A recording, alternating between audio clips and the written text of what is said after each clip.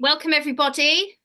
This is a recorded conversation with UK CV family members about the forthcoming book, Worth a Shot: Secrets of the Clinical Trial Participant Who Inspired a Global Movement, Brianne Dressen's story. I have the honour of being the author. Worth a Shot is released on the 26th of November 2024 and is available to pre-order now through Amazon, Barnes & Noble, and at bookstores. And I'm going to start by reading a 5-minute excerpt from the introduction. So you can keep an eye on the clock. I didn't believe that Brianne Dressen existed.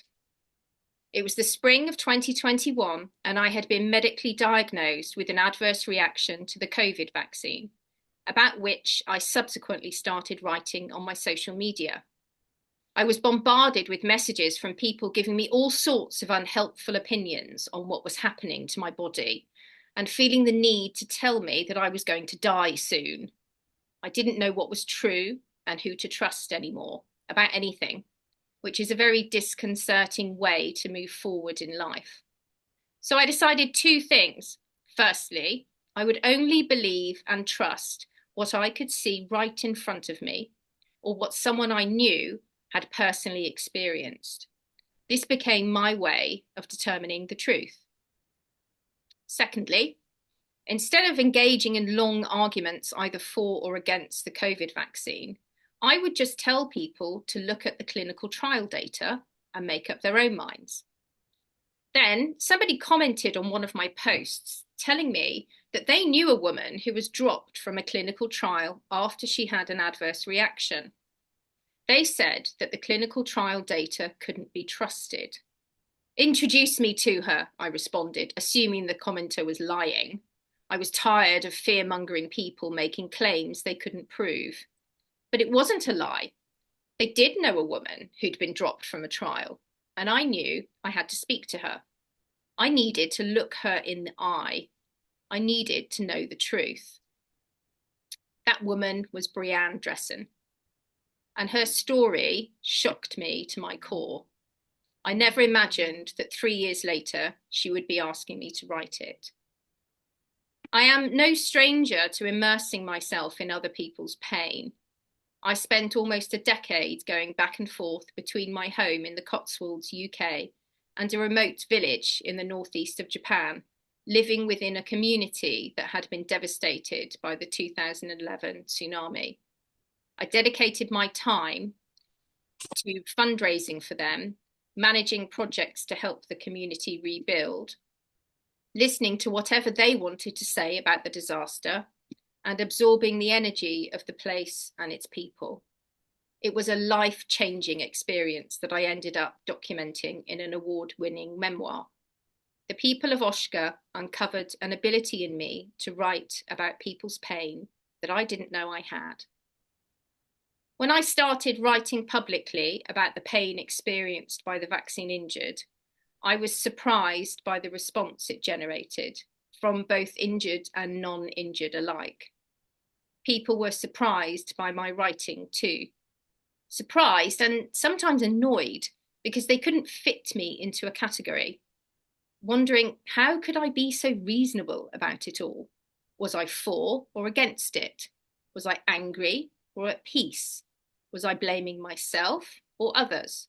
When in fact, I wasn't thinking much about any of those things. Most of the time, I was just thinking about how to survive my own pain. But I was also thinking about how to move forward despite the pain, in a way that created more compassionate conversations and communities. I was thinking about the world I wanted to live in and what things I could do to help create that world. This book is one of those things. Worth a Shot is based on extensive conversations I've personally had with Bri, during which she opened up about parts of her life that have not been covered in the numerous interviews she's given during the past few years. I also researched many mainstream news articles, papers published in scientific journals, and US government reports. I've seen pages and pages of emails between Federal Health Agency representatives and Bri, as well as other American vaccine injured. I've read multiple materials produced by AstraZeneca themselves or people involved in the development of its COVID vaccine. This book is based on real events that happened to real people, and it contains many verifiable facts. However, the book is written from Bri's perspective, so the interpretations and emotions involved in reflecting on those events are hers and hers alone. Both Brianne and I have waived all rights to any royalties generated by the sales of this book. Instead, all proceeds are being donated equally between two registered charities, React 19 in the United States and UK CV Family in the United Kingdom. These charities ensure that the COVID vaccine injured are not forgotten. And I want to thank the readers for not forgetting about us either. We are very happy to have Bri here. So I'd like to welcome Brianne here with us today. Welcome to UK CV Family, your family in England. We're all here for you. How are you feeling today? I'm feeling okay. It's the usual up and down. I've been down quite a bit over the weekend, and it's Monday and trying to pretend to be a healthy person, but it doesn't really work that way. Pretending to be a healthy person, we all do it. Yep. Yeah. So we're going to dig right in to these questions, and we're just going to go back and forth a little bit, answer some of the questions that I've got beforehand, if I can get my technology working correctly. The first question for Bri, so I'm putting you right in it here. What aspects of your experience did you feel were the most important to share in Worth a Shot? For me, the most important aspects were to really share my own personal, challenges and how I overcame those. Because it just like anybody else in my situation, it felt like there was a lot of having to dig deeper than I ever have for anything else in my life to make it out of this. And that's what I'm hoping that a lot of people get from this is just what they can do, the tools maybe they have tried or they haven't tried, to get them out of those rough situations for themselves. And that can apply to anybody, not just vaccine injured. Yep. Yeah. I mean, these are,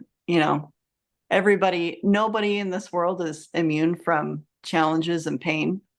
And this is just taking it to a level where there was no possible way of ignoring it and avoiding it. You had to face it and work through it. So yeah, it's something that a lot of people can relate to. So we covered a lot in the book about health related things and how to improve your health and how you managed to, it's not even necessarily improve, but how you manage your health. We talked a lot about that, but it's not just a book about health, is it? There were other parts of the whole experience and other elements to the experience that you wanted to share. In fact, I think when you first contacted me about it, your vision, I think, was probably a lot more scientific and political than it ended up being. Do you think that's correct? Yeah, for sure. We still have that in there. We do. You just put it in a way that doesn't feel like a book report. So thanks for that. You don't feel like you're reading an encyclopedia. No. So.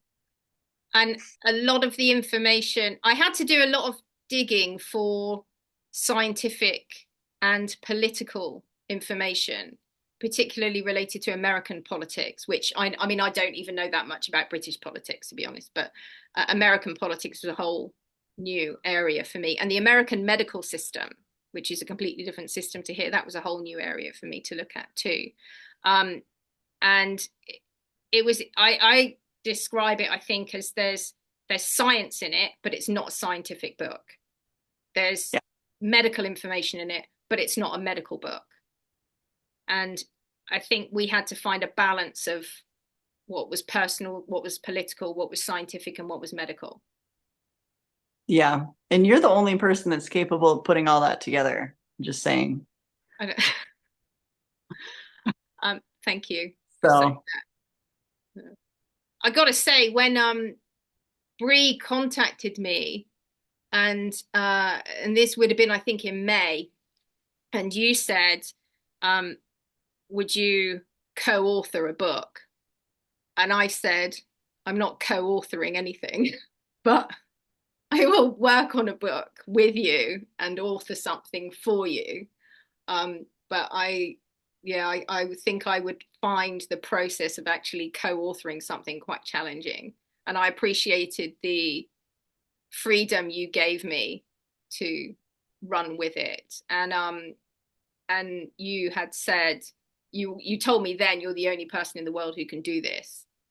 And I felt, and I still feel, really deeply honored and touched that you said that. And I think what we ended up with, I'm really proud of it. Actually, it kind of took on a life of its own, as writing sometimes does. Anybody else who's listening, a lot of our members are writers, and sometimes writing just kind of, you feel more like you're channeling than writing. well, and there's so much of yourself in there because there's a lot of stuff that I didn't have to tell you. I mean, any of you that have worked with reporters, you understand that you tell them your story and then they try to repeat it back to you, and there's like a bunch of stuff in there that's wrong. And you're like, no, that's not right.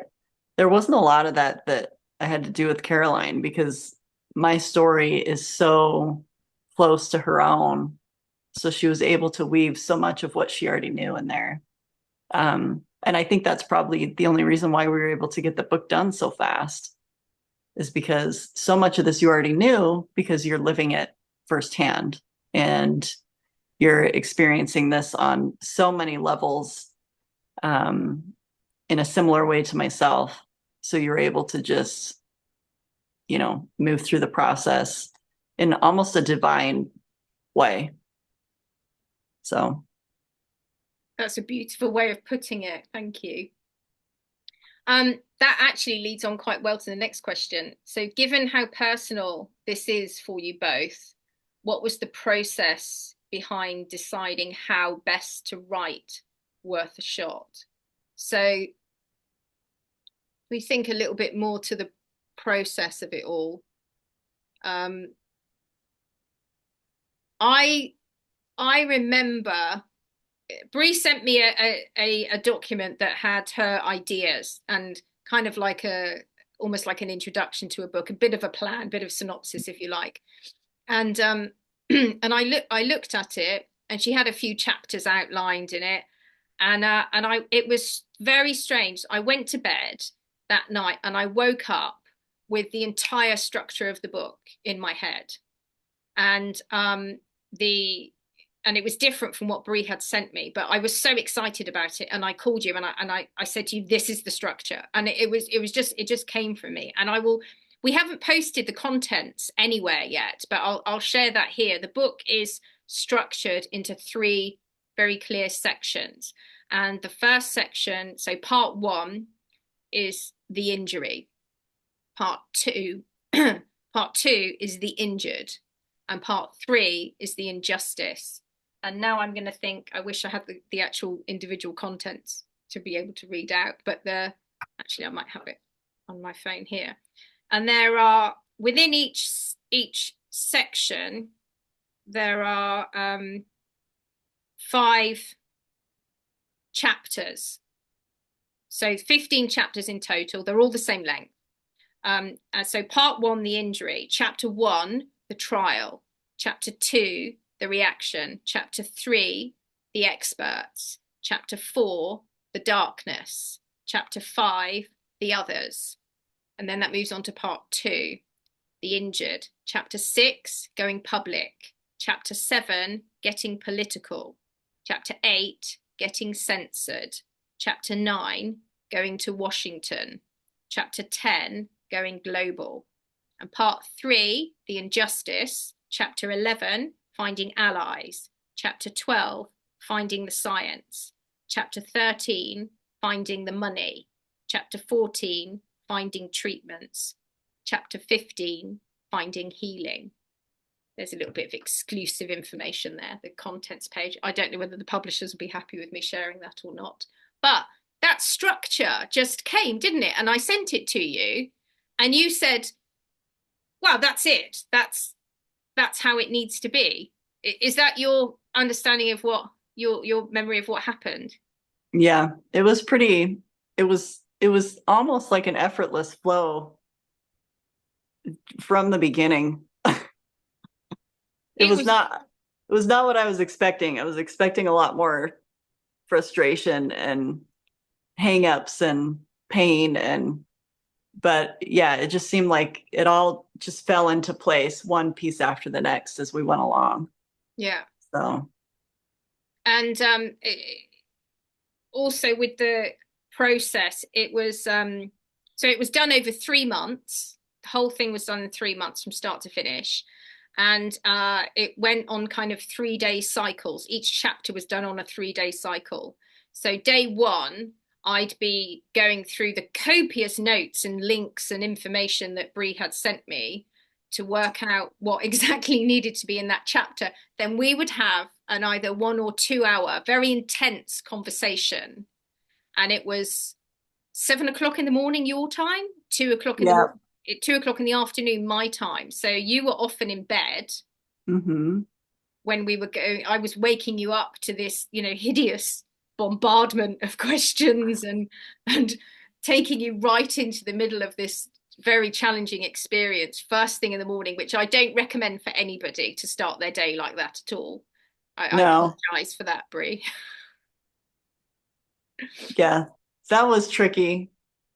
And then Um, the first day was the notes and the information gathering and the connecting. We kind of connected for those 1 or 2 hours, and I tried to get really deep into your experience. And then the next 2 days, it was me writing, and I just wrote every chapter, and they had 2 days each. And then I'd come up for air, and then we'd go again with another chapter. yep. What was that process like for you? It was intense. The summer I wasn't feeling good anyway because I got COVID and it just brought all of my symptoms back really, really bad. But yeah, it was the emotional impact of going through it in such detail. It really brought a lot of those, little beasts up as we went along. But at the same time, you also made it like a very safe and comfortable environment to do that. So it's not like I was stuck there by myself. I mean, you were like, "Hey, I'm here," even though we're talking about you know, the darkest days of your life. I'm here, and I'm not going to go away, and I'm going to be here through this process. And so it really was as far as ripping off the Band-Aid all the time, a, it was in the end, it was a healing process because, I don't know if you guys knew this, but Caroline basically is a therapist too.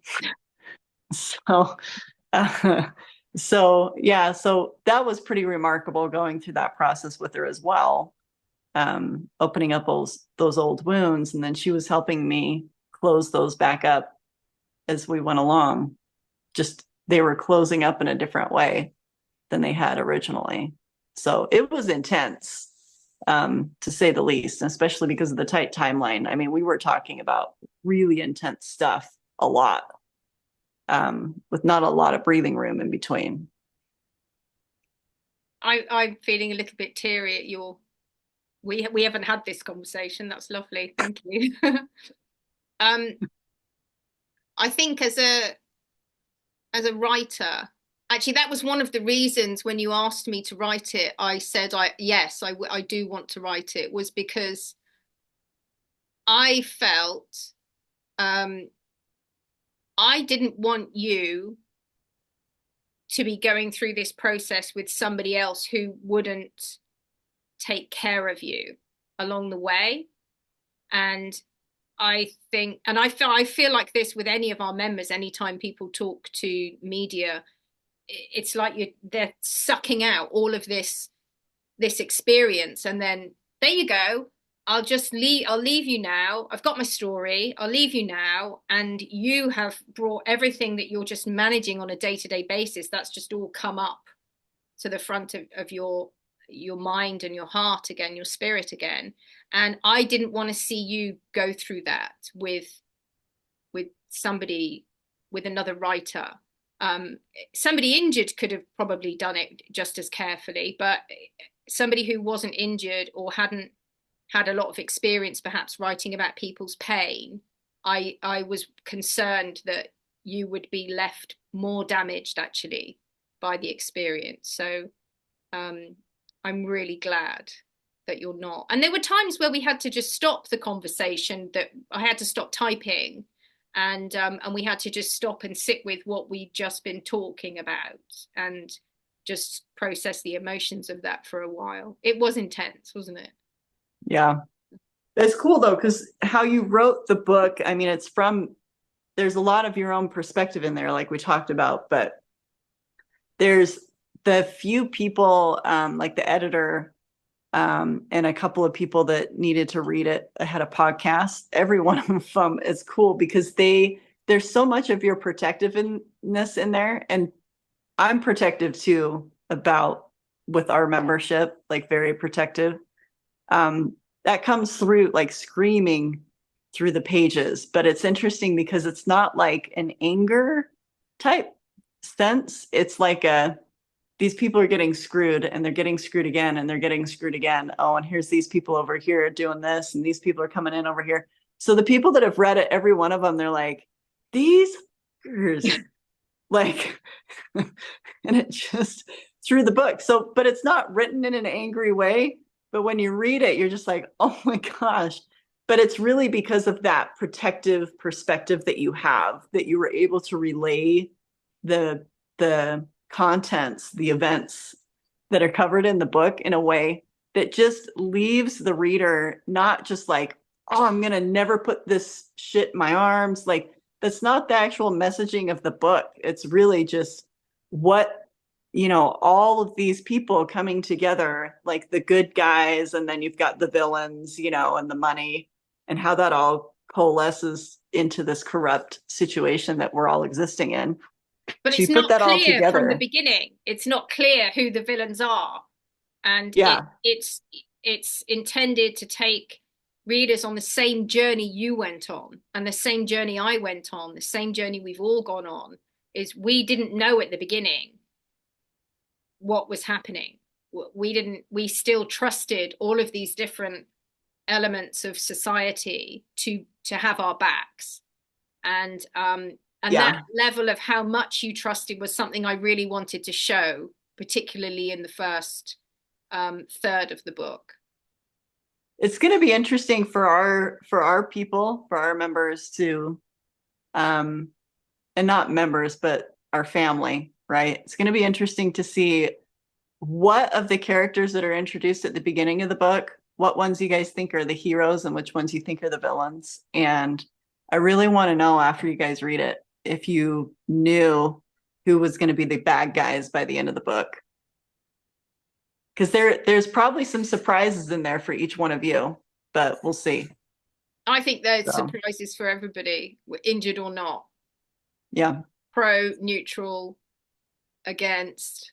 I hope there's surprises for everyone. Going back to you talking about anger and people's response as they read the book, and the emotional response that they'll have as they're reading through it. We could have done a very angry book, actually. We could have done an angry cover. There were some interesting conversations about the cover in the beginning, and the title actually in the beginning. And we could have gone that way, I think, where it was a lot angrier than it actually is. And there were a couple of reasons as a writer I felt that wasn't appropriate, apart from anything else. Is I don't want to be writing anything and putting more things in the world that encourage more anger. I don't want to. There are a lot of books out there, a lot of material out there about our situation that I think provokes an awful lot of anger and negative emotions. And I there's an element of that, and that's fine. But I don't think anger is something we want to lodge in our bodies for too long. I don't think we want to carry that with us. And I think that's why I chose to do the ending the way that I did. And I don't want to give away too much about the final chapter, but it's not what anybody expects. And I think That's that also one of your favorite chapters. I think it, that's fair to say.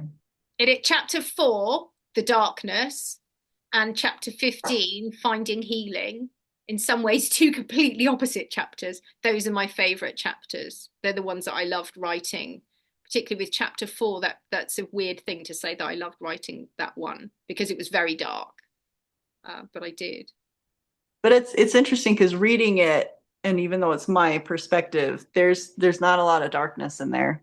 I mean, there's a little, but it's not actually like as dark and horrific as it could be.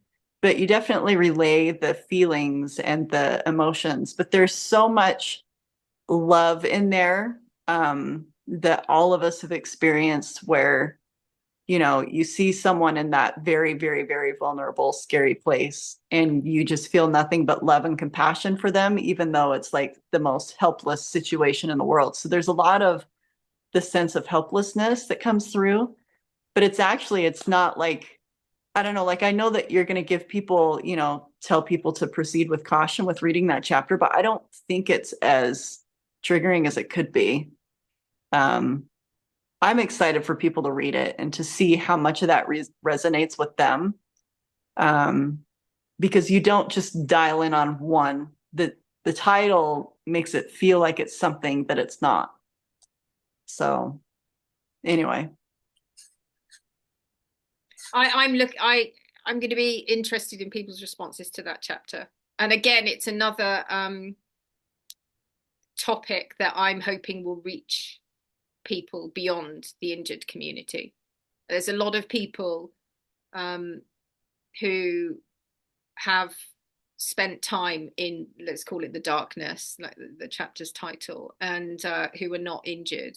And events of the last few years, for lots of different reasons, I think more and more people finding themselves lacking in hope.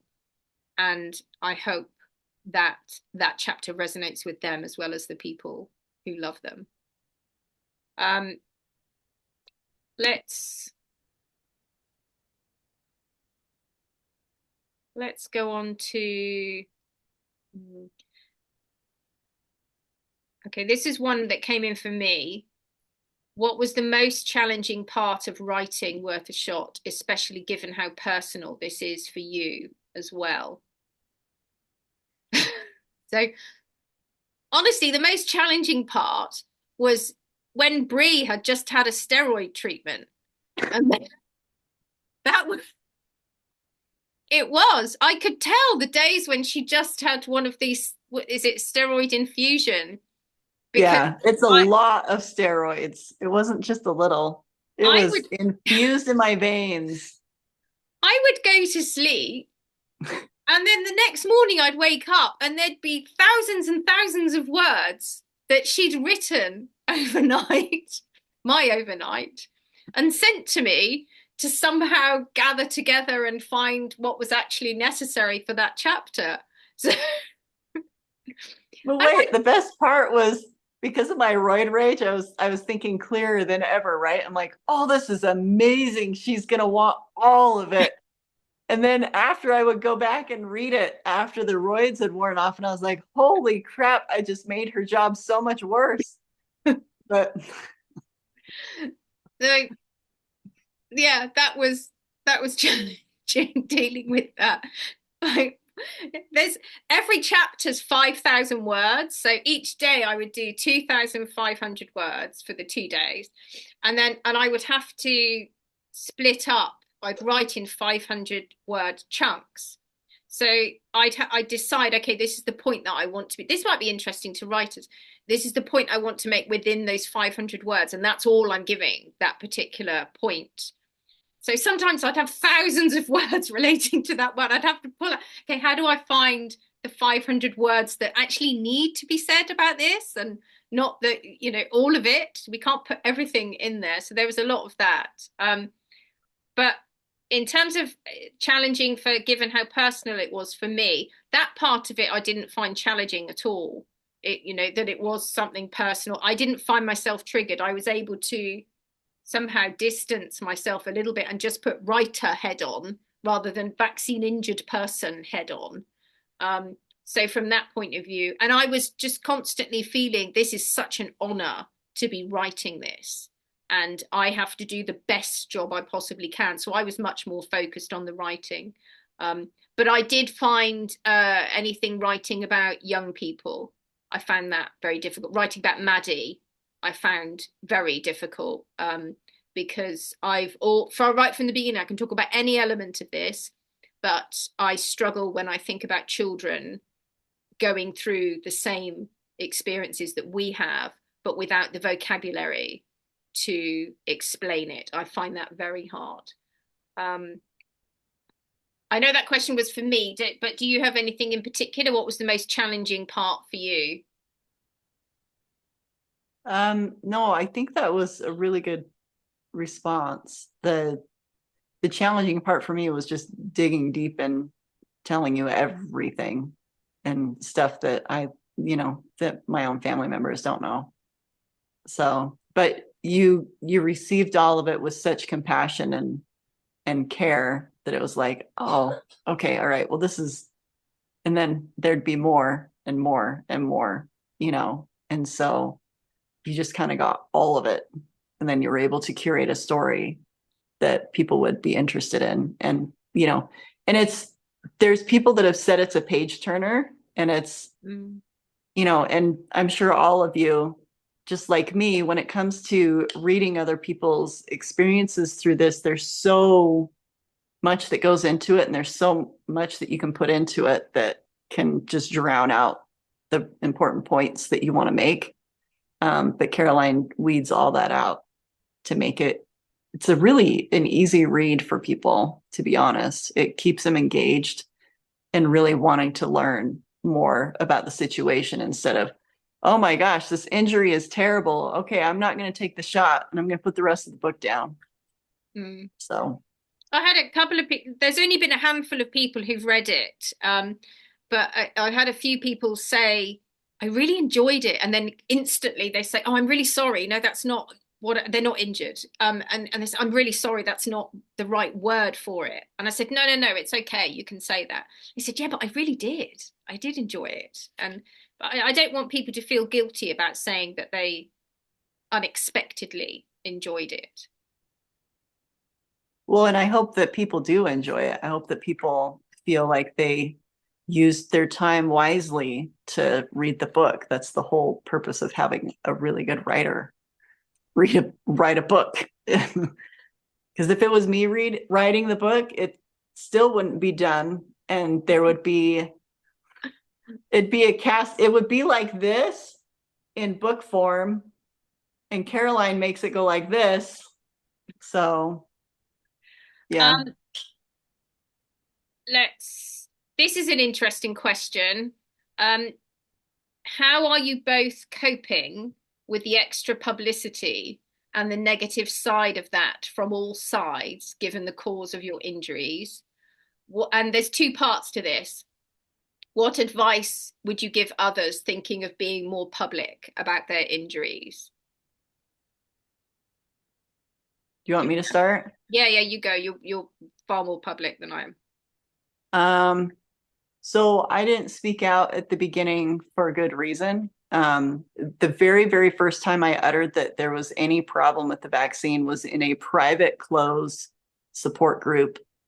And it was just a few days after my injury started, and I was terrified, right? Because you guys know, it's like the most alien sensations that your body has ever experienced. And there's absolutely no answers anywhere, right? So I put it up in a closed support group that was just clinical trial participants. I'm like, this is what's going on in my body. I'm terrified. And I was hoping to get some kind of response from people, right? Like, oh, yeah, that's me too. And it resolved in a few days. That's what I was wanting and needing. And instead, what I got was a private message from some random person on there saying, I got you. Your story is going to go out with your name everywhere. You should be telling the whole planet what's going on with you. Basically, F you, you deserve to rot. And I'm going to out you. And you guys know as much as I do, at that point, when you're in that stage, you just need reassurance, you need hope, you need a pathway. The last thing you need is for someone to be grabbing you and like forcing you out to scream into a void that nobody's going to listen to. So at that point, that was my first little taste of how ugly this world is that we're all stuck in now. So I clammed up for quite a while, and then I didn't speak out until 7 months after my injury. And that was a long time to stay quiet, right? And so I went through several phases, right? The first phase was I wasn't ready. And the next phase was, holy crap, there's a lot of other people like me. This is really crazy. And then, of course, the third phase was when I finally was like, there's too many people and there's too much casualty to not speak out. It felt like it was not just out of my own desire. It really felt like there was no other choice, especially with the experience that I had, that I understood very crystal clear at that point, how unique the experience was that I was going through, and how much the other people like us needed to hear that experience specifically, but also the world needed to be aware of the issues in the clinical trials and the government and, you know, all the other things that happened. How are And you feeling about coming out with all of it? Because the book's far more detailed than anything you've been interviewed or written about, any podcasts you've been on, any documentaries or anything like that. How are you feeling? How are you going to cope with the extra publicity and the have you thought about that? About I mean, when it's out, 26th of November, it's not even out yet. How are you feeling about that element? well, I got a therapist. I brought a therapist back on board, which I had her at the beginning. And then when I called her back up, it was funny, on our first telehealth again, she was like super excited to see me again. She was like, ah. But yeah, so that was good. But I don't no, know, it's, is that weird that a therapist is excited to see you or not? I don't know, she likes me or she's really good at her job. Either one, I'll take it. But yeah, so I mean, I'm really nervous about it, but it's, and you and I have talked about it. It's because there's stuff in there I haven't told anyone. And so it's like, and how I described it to my family is it feels like I'm about to go stand out on a street corner totally naked. That's what it feels like. So, but don't worry, there's no nudity in the book. Just saying. Just it's rated PG. There's an F word in there though. But I know the F word is different in the US than it is everywhere else in the world. So I'm actually nervous about the F word being in there It's because okay. You didn't American, say it. You're not quoted as saying it. Joel says it. yeah, exactly. Yeah. So, but still, like so it's incredibly scary for me. But at the same time, like this is what, you know, the world needs to know. The world needs to know exactly how this happened. They need to know, from my perspective, and in large part from Caroline's perspective too, the how this story needs to be relayed in a way that has integrity, has the sensitivity that we all expect from this. So we are no longer left as shells of who we are in the public sphere, which is injured person, we're screwed, everything's terrible, right? That's not who we are. We're these vibrant, incredible humans that had lives before this happened. And now what we're trying to do is marry the existence of who we were into who we are now, and how incredibly challenging that process is, but also how beautiful that process is. Because this story, I do genuinely believe, is an incredibly beautiful story that each one of us has gone through, because there's so much hardship and just unexpected twists and turns that we didn't know were headed our way. And I didn't know was headed my way. But it's weird because when you go public, it's especially that first time that I stepped into the void of public life, that was the scariest moment of all of this in advocacy. It was scarier than facing Peter Marks, head of the FDA, multiple times. It was scarier than getting on an airplane to go to the NIH to be treated. There's just something about stepping out and exposing yourself in a way that is so personal and private, as enduring with something with your health that impacts you emotionally deeply as well. And then you just put yourself out there on a little pedestal, and then people just come at you with arrows, right? And you get you deserve to die because you were dumb enough to get the shot, or the other side, right? Which is, you deserve to die because you're opening your mouth about your shot and you're going to cause other people not to get vaccinated. That was the scariest moment for me in all of this. And so people that are wanting to speak out, it's a different environment now, I will say for sure. When we first spoke out, it was hate, hate, hate, hate, hate. And everyone was denying that this was even happening. They were telling us that you're all liars, right? But that's the first step of acceptance anyway, is everyone denies it. Now it's different. People do accept that it's happening, but there's a lot of people that are ruthless with it and will be like, well, you're the expected casualty, so good luck to you, right?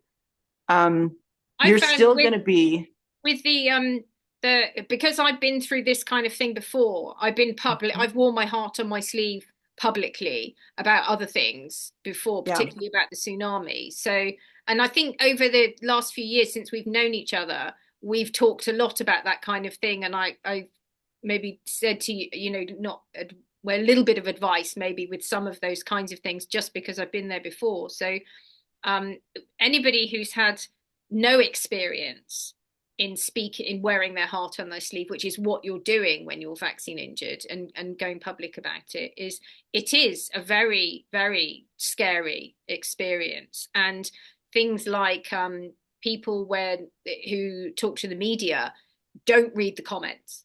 That's flat. And it took me a while to learn that with this, but I don't read any of them. I came off Twitter because the comments were just so distressing. I don't know if I probably ought to go back on it when the book comes out or not. Actually, it'd be good for the book. I don't know if it'd be good for me.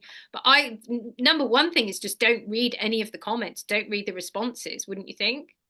Yeah, post and ghost.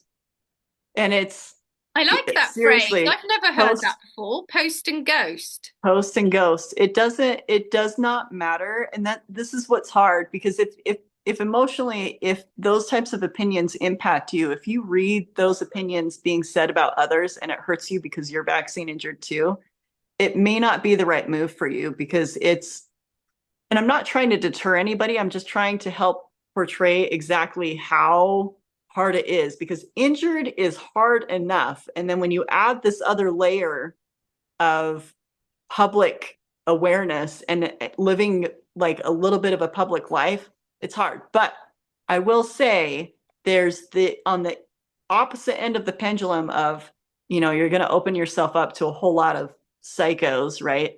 The other end of it is you're going to end up, some people need it to be able to feel seen and heard finally, right? Because we're all dismissed so much.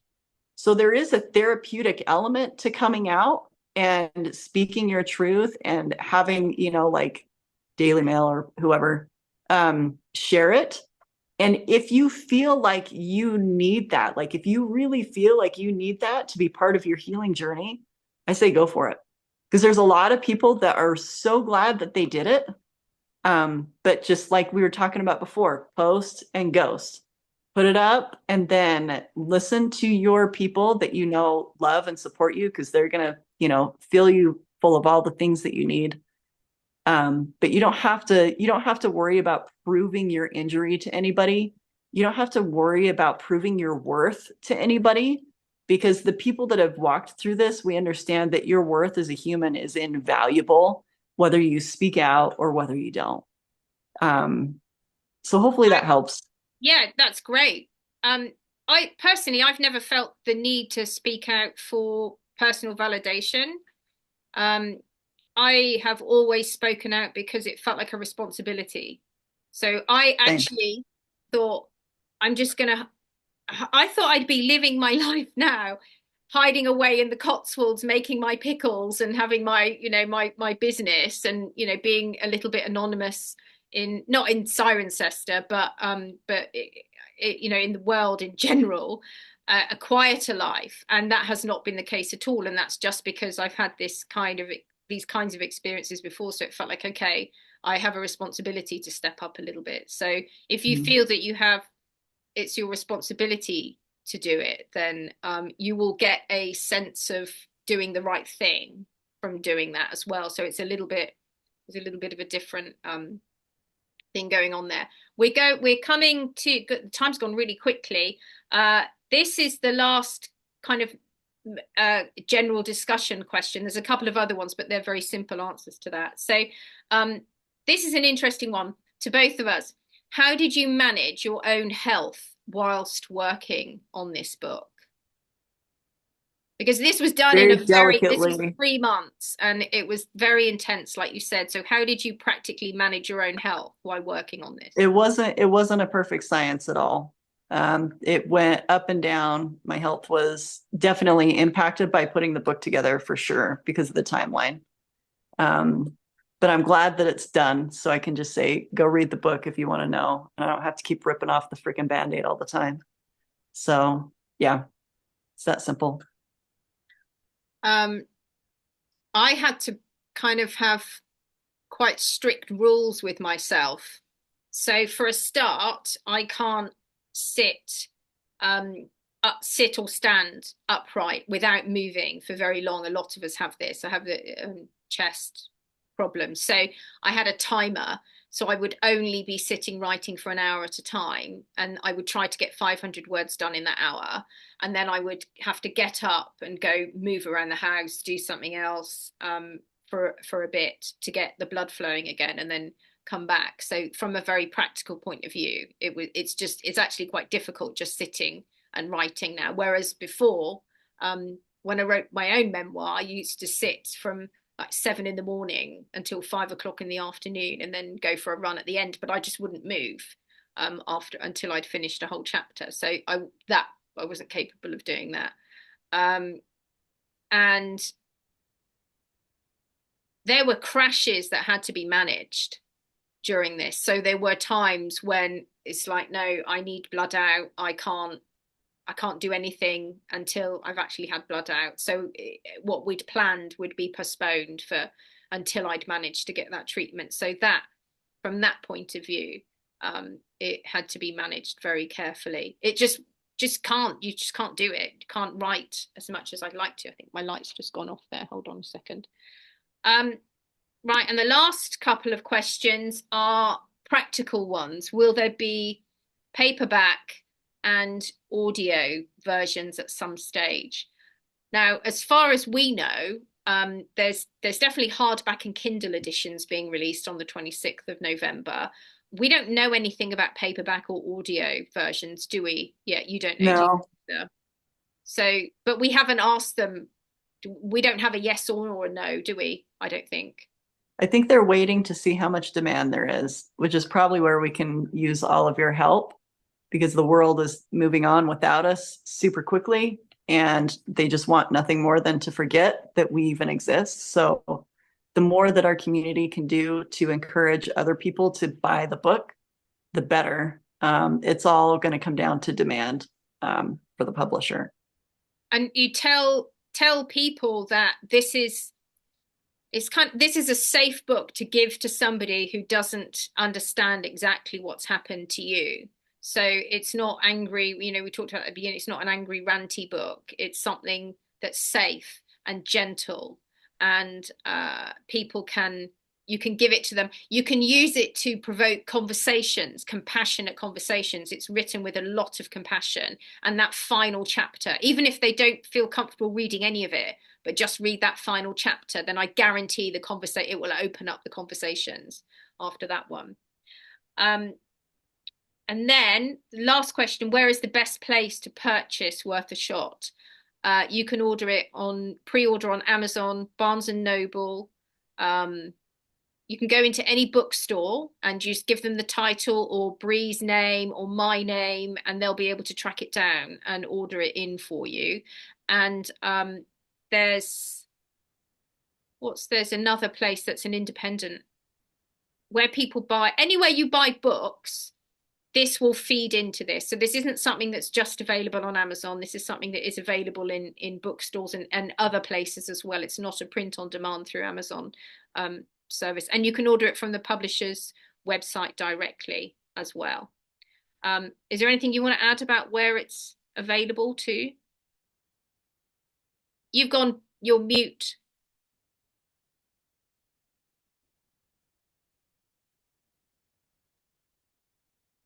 I've got you on mute. Have I? Oh no, right, hold on. Ask to unmute. Oh, that's something new that I've learned. There we There go. we go. Yeah. Thanks, Mom. Is there anything you want to add about the best place to purchase it? No, just as long as people get it purchased, I think that's awesome. Yeah, and But even if yes, like somebody put in the comments, makes a good Christmas present. I agree. it Timing's does. pretty good. Yeah. You can send it to your friends and family and say, if you don't understand what's going on with me, here's a good book. Or if you're not willing to talk to me about it, just please read this book. And we did it non-confrontational in that way, so we can get people that are not listening to us to listen. That's one of the big goals we had. And I think we did that. So Yeah. I'm going to wrap up. Worth a Shot is released on the 26th of November, 2024, and is available to pre-order now through Amazon, Barnes and Noble, bookstores, wherever else you find books. I'd like to say a very big thank you to Bri from all of us at UKCV family. We appreciate you being here. You have a family with us always. We appreciate your time. And to everybody who's taken the time to listen to this, either live or later, I'm going to try and put this on the UKCV family YouTube channel. Thank you for taking the time to listen and to watch. Your time is valuable. Your presence in the world is valuable too. You are loved.